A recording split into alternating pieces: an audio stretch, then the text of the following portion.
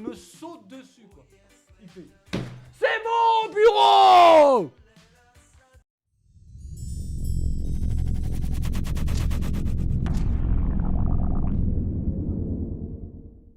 Ce qu'on va faire les gars, c'est que je vais vous expliquer mon parcours. En fait souvent je dis, j'ai fait 5 ans en gendarmerie. Mais c'est pas forcément vrai. J'ai fait beaucoup plus que ça puisque je suis fils de gendarme. La première gendarmerie dans laquelle j'ai vécu, c'est celle-ci. C'est la gendarmerie de Moulins. C'est là où je suis né. Incroyable. Mais c'est là que mon père était gendarme. Faut savoir que mon père il était motard. 1987. Bim, on traverse le monde entier. Mon père est muté à la brigade motorisée de Faha à Tahiti, en Polynésie. Regardez un peu le beau gosse. Et ça, c'est sur une plage à Tahiti. Et en 1990, nous quittons cette magnifique région. Donc là, nous sommes à Nogent-sur-Vernisson. Donc là, on est vraiment dans le trou du cul du monde.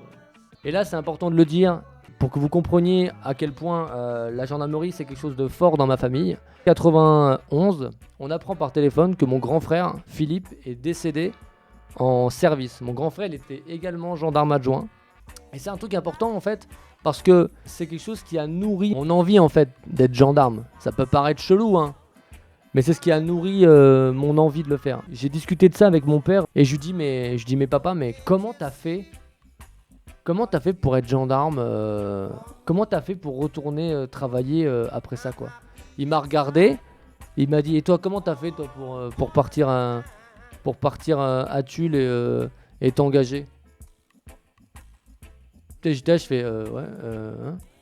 Mais il me dit ben pour les mêmes raisons que toi, hein. Il me dit parce que c'est juste comme ça en fait, hein.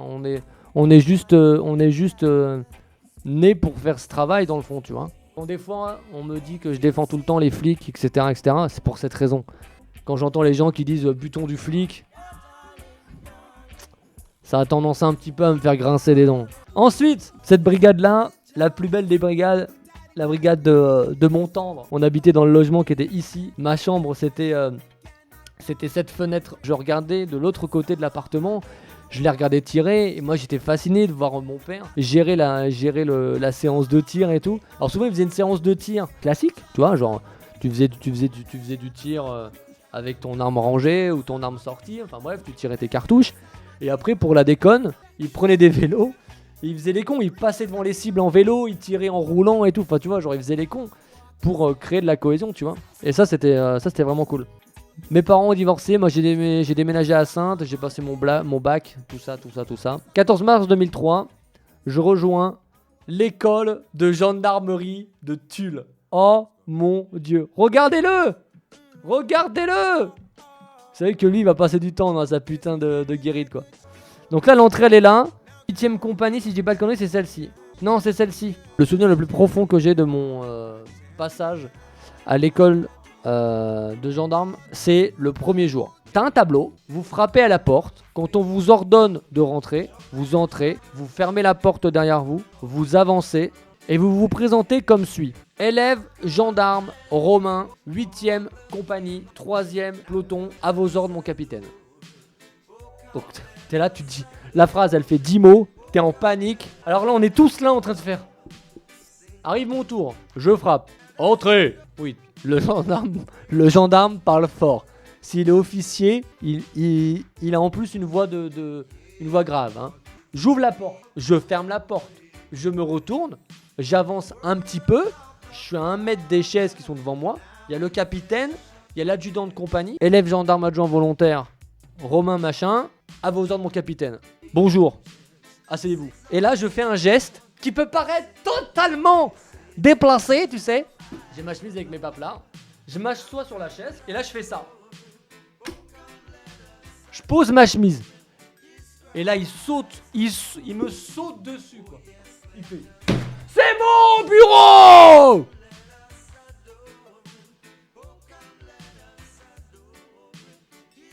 Ils t'en mettent plein la gueule.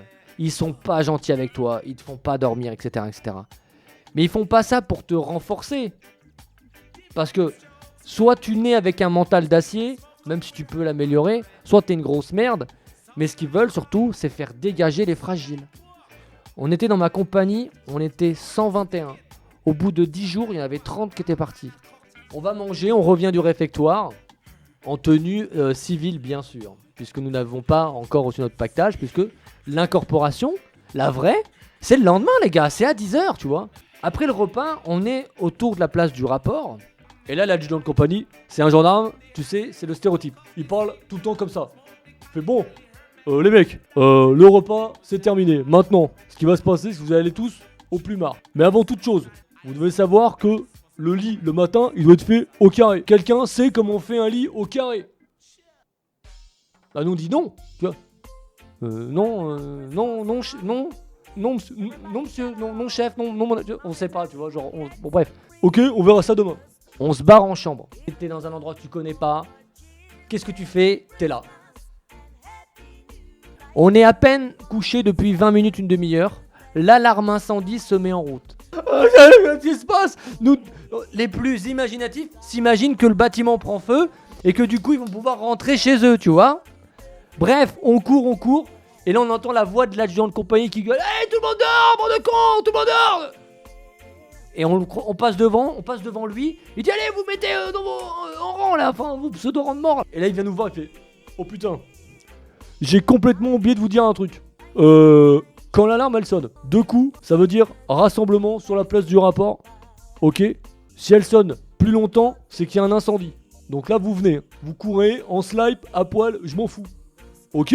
On retourne en chambre. Donc là il doit être quelque chose comme 23h, tu vois. Et là d'un coup t'entends 2 coups. Alors on se dit: merde, quoi? Je vous rappelle que ça n'a pas commencé. Tous les élèves gendarmes ne sont pas là, quoi. On descend. Il dit: bon, j'ai bien réfléchi. Finalement, je vais vous expliquer comment on fait le lit maintenant. Toi, allez me chercher un lit. Donc il y a 2 types qui désignent. Ils vont chercher un lit. Ils ramènent un lit au milieu de la place du rapport. Il pleut, c'est une catastrophe. On est au mois de mars, à Tulle. Il pleut. Les mecs, la situation est grave. On est en train d'apprendre à faire un lit qui va être tout mouillé. Je sais pas qui va dormir dedans après. Mais on est en train d'apprendre à faire un lit. Il nous apprend à faire un lit. On repart en chambre. Vous avez compris, ça va ressonner. Hein. Et là, l'alarme, elle ressonne 2 fois. Tête de ma mère, on trace comme des oufs. Oh putain. Alors là, franchement, c'est pas mon genre. Mais j'ai complètement oublié de vous souhaiter une bonne nuit. Alors, bonne nuit tout le monde. On repart. Et là, tu rentres dans une psychose. Les 3 prochains mois, ils vont être comme as. Genre, les 3 prochains mois, on est leur putain de jouets. Donc là, t'es dans le lit. Qu'est-ce que tu fais? T'arrivais pas à dormir tout à l'heure parce que t'arrivais pas à trouver le sommeil. Mais là, t'es dans le lit, t'arrives plus à dormir parce que t'as trop peur de rater la sonnerie. Tu vois ce que je veux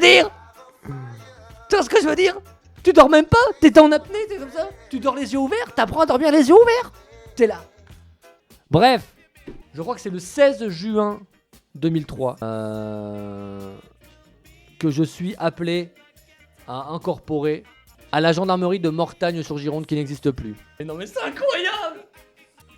Ma piole les gars, sans blague hein. C'est cette chambre ici. Cette fenêtre là c'était ma piole. Mais ce que j'ai envie de vous raconter c'est ma première journée. Et la vidéo s'arrête ici les gars, j'espère que vous l'avez adoré. Si vous ne voulez pas rater la suite, une seule chose à faire bien sûr vous le savez, c'est vous abonner et surtout me suivre sur tous les autres réseaux pour voir tout le contenu que je vous partage dessus. Merci d'avoir suivi ce premier épisode. N'oubliez pas bien sûr de lâcher un like si vous avez kiffé, de la partager à vos potes. Et on se retrouve très bientôt pour la suite. Je vous garantis une suite qui va être historique. Salut!